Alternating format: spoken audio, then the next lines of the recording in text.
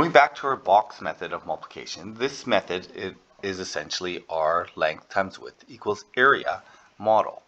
So when we have a multiplication of 37 times 59, we can decompose the 37 into 30 plus 7 and 50 plus 9. So the nice thing about this area model is that we have this length times width equals area, but also allows us to incorporate addition and see how addition mixes with multiplication, because we know that addition and multiplication are different, but we can mix them together, and we can see how they mix together in this area model. So we can decompose. So we have 50 times 30. We can say we have 15 annex the zeros, and we can see that when we have addition along one side, it interacts with the other side length in two different parts. So this 9 is going to interact with a 30 to give us the 270 area here, but it also interacts with that plus 7 on the vertical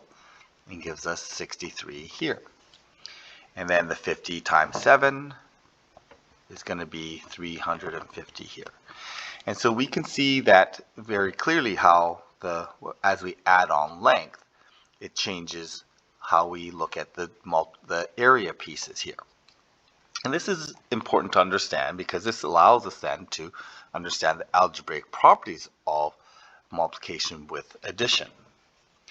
So when we add this all up, we're going to end up with, it looks like here, we're going to end up with 1500, that's going to be 1850, that's going to be 2050 plus 70, so that's going to be 2120, and then add the 80s, the 63, we get 2183. Okay, so one thing to note though is that as we decompose, once we split up the 50 and the plus 9, once we have an addition in here, this 50 and 9 do not represent factors of this entire area.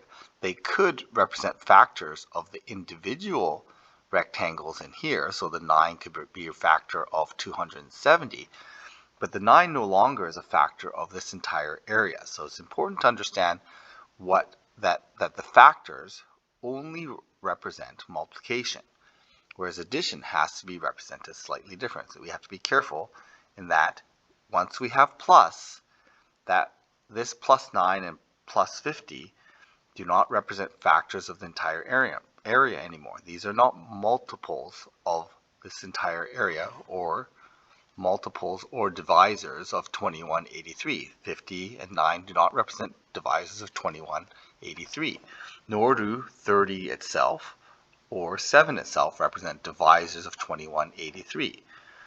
Together, if we want the factors of 2183, we have to take the entire side length. So 37 represents a factor of this number here. 50 is not a factor or divisor of 2183, but the whole number, 50 plus 9, is a divisor of 2183. And that's important to understand because when we get into algebra, that's something that we're going to really focus on, and something that most people have difficulty with understanding is how the plus and the times interact with each other. And when we look back at our model here, we can see very clearly how they interact with each other. So here we have another one. We'll do 23 times 41. We can decompose one side into 40 plus 1. We can decompose the other side into 20 plus 3. Multiplying this together, we get 800, 120, 20 here, 3 here. And so we know that 23 times 41, when we add this all up, becomes 943. And we can also do this backwards. So if we have a total area of 456, and we have part areas, we know that this area has a factor of 30, so the other factor must be 10. And since these are factors, we can just divide to get that result. Same thing here, we have an area of 16, we have a side length of 8, so the other side length must be length of 2. And then we can use multiplication facts to get the rest of this area. should be 60 here, 80 here. When we add this all up, we should add up to 456. So 380, 440, 456. Yeah, that works. So the missing side length we found by the decomposed parts as 10 plus 2, or a length of 12.